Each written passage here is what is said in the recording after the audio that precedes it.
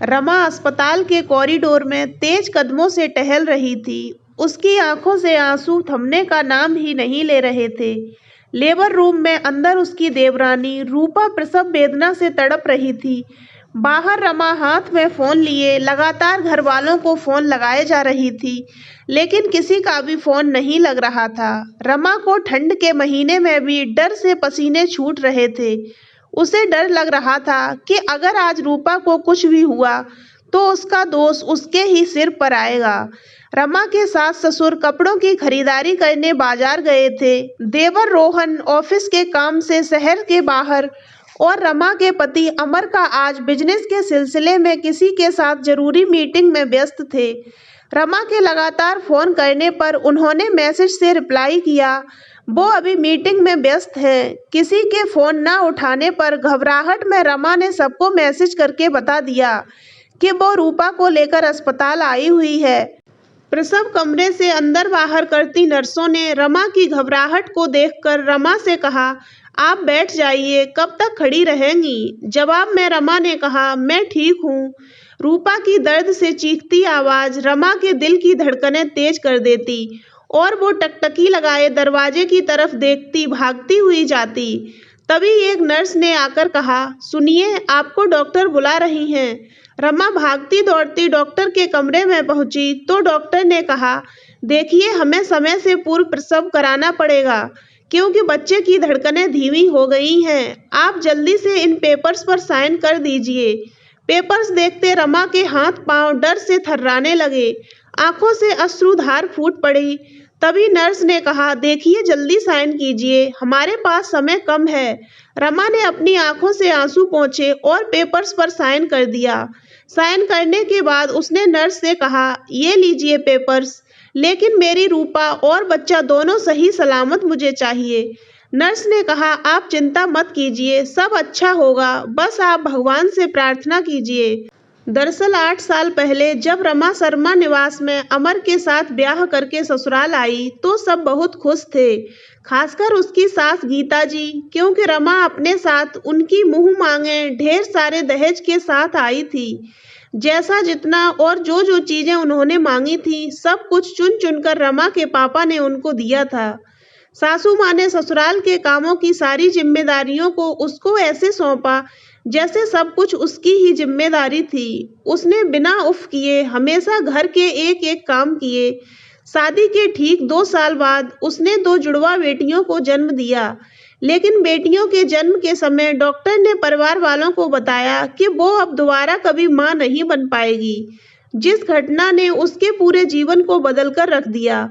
पोते की आस लगाए बैठी गीता जी अब रमा को अपशगुनी मानने लगी। वो उसकी बेटियों को भी कभी प्यार से गले ना लगाती।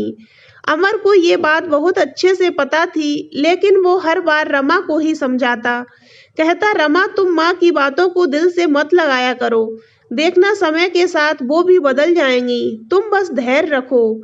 रमा का देवर रोहन उनका बहुत सम्मान करता था। वो उसकी दोनों बेटियों को भी बहुत प्यार करता और जब भी अपनी माँ को उनके साथ दुर्व्यवहार करता देखता तो अपनी माँ को टोक देता।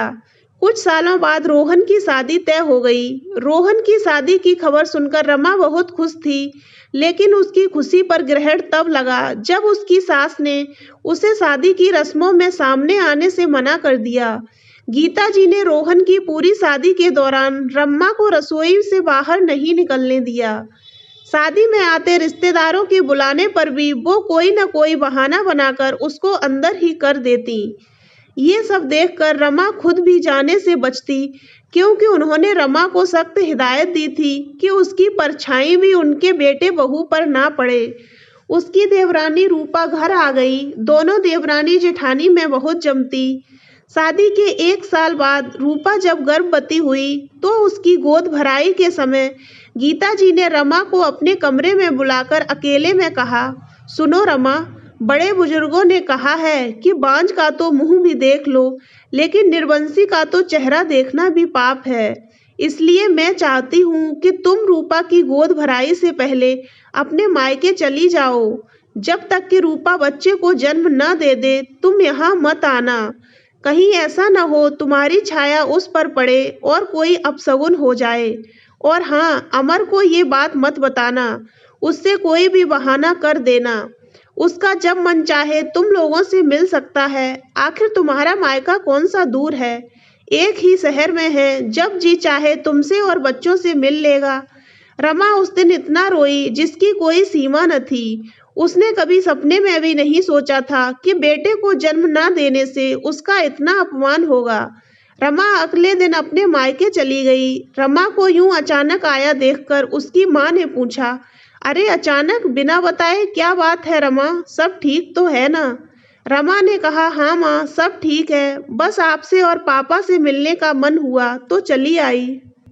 पापा कैसे हैं? ठीक ही हैं बेटा, आज 6 साल से बेड पर हैं, क्या कहूँ। हाँ माँ, रमा के पिताजी को उसकी शादी के बाद ब्रेन स्ट्रोक आया और उनका पूरा शरीर लकवाग्रस्त हो गया, जिस वजह से रमा अपना दुख अपने मायके में भी अपनी माँ से नहीं कहती थी। एक छोटा भाई था तो वो कितनी और किस किस की जिम्मेदारी उठाता। अगले दिन ही उसके फोन पर रूपा का सुबह 10 बजे फोन आया। उसने उठाकर हेलो कहा तो उधर से उसे रूपा के दर्द से कराहने और रोने की आवाज आई। क्या हुआ रूपा, सब ठीक तो है ना? तुम रो क्यों रही हो? रमा ने घबरा के पूछा।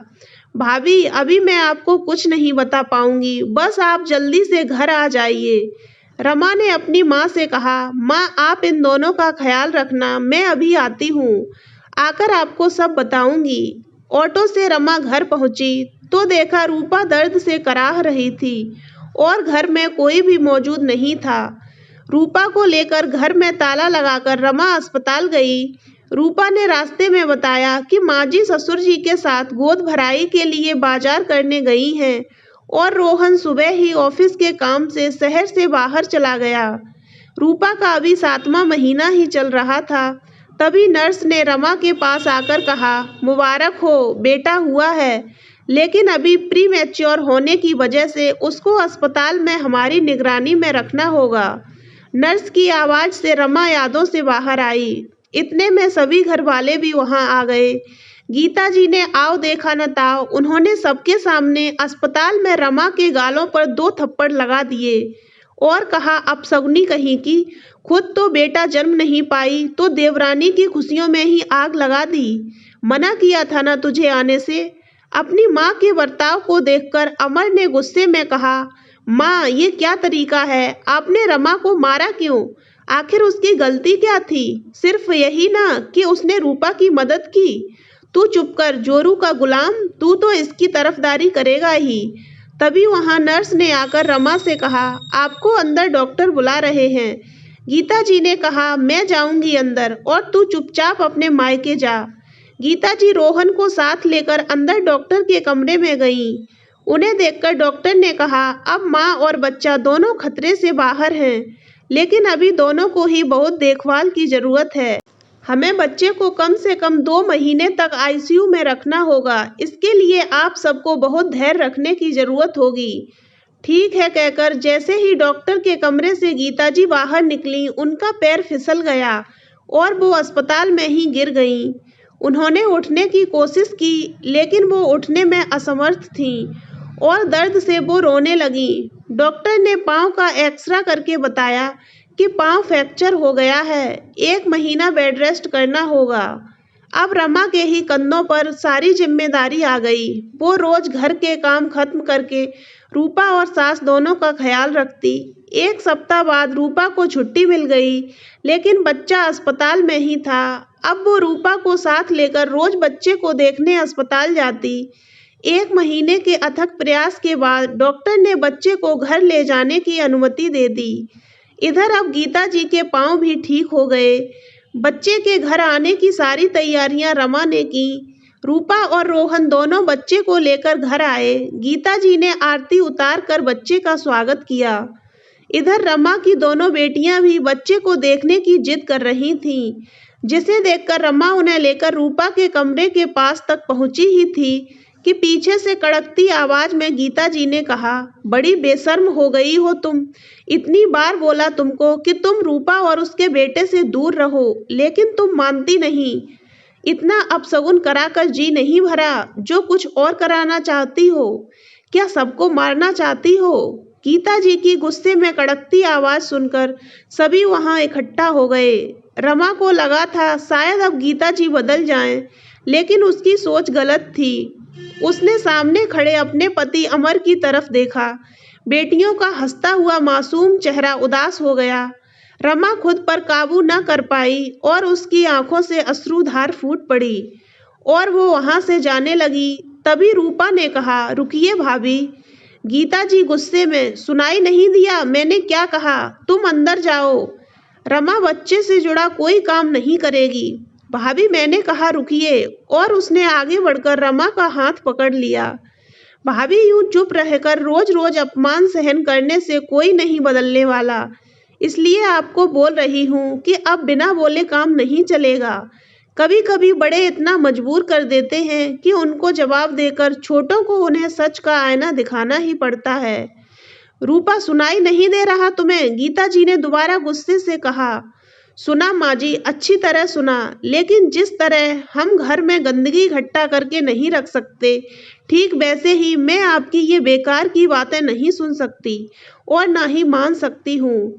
मैंने और रोहन ने आपको बहुत बार समझाया कि आप भाभी को यूं हर बात में अपमानित ना किया करें, लेकिन आप हैं कि मानने के लिए तैयार ही नहीं हैं। वो तो भाभी हैं जो आपकी इन कड़वी बातों को सुनकर रह जाती हैं, वरना उनकी जगह कोई और होता तो अब तक आपको करारा जवाब और सबक कब का मिल चुका होता। आपका तो मुझे नहीं पता, लेकिन मेरे लिए मेरी जेठानी कभी अपशगुनी नहीं थी और ना ही रहेंगी, बल्कि मेरे और मेरे बच्चे के लिए तो वो जीवनदाता हैं। अगर ये समय से मेरा फोन ना उठाती और यहाँ आकर मुझे अस्पताल ना ले जाती तो ना जाने क्या हो जाता। और दूसरी बात, बेटी को जन्म देने से औरतें अपशगुनी हुई तो आप देवी की पूजा क्यों करती हैं? तब तो मेरी माँ और आपकी माँ भी अपशगुनी हुई, क्योंकि मैं भी 2 बहनें हूँ और आप 4 बहनें हैं। हम दोनों को ही भाई नहीं है। तो अब बताइए कि क्या ये कहना ठीक है? तुम अपना मुंह बंद रखो, ये घर मेरा है और यहाँ सिर्फ मेरी मर्जी चलेगी, समझी? गीता जी ने गुस्से में कहा। तभी पीछे खड़े अमर ने कहा, माँ आपने बिल्कुल सही कहा, ये घर आपका है और आपकी मर्जी चलेगी, लेकिन मैं भी अब रमा का अपमान और बर्दाश्त नहीं कर सकता, इसलिए मैं ये घर छोड़कर जा रहा हूँ। लेकिन जाने से पहले एक बात बता दूं आपको, जीवन और मरण सब ऊपर वाले के हाथ में है, हम मनुष्यों के नहीं। भगवान ने अच्छा किया जो उन्होंने जन्म और मृत्यु का चक्र अपने हाथ में रखा, वरना तो कुछ आप जैसी सोच के लोग कभी बेटियों को जन्म दे ही ना। तो दोस्तों, अगर आपको ये कहानी अच्छी लगी हो तो वीडियो को लाइक करें और ऐसी ही अन्य कहानियाँ सुनने के लिए हमारे चैनल को सब्सक्राइब अवश्य करें।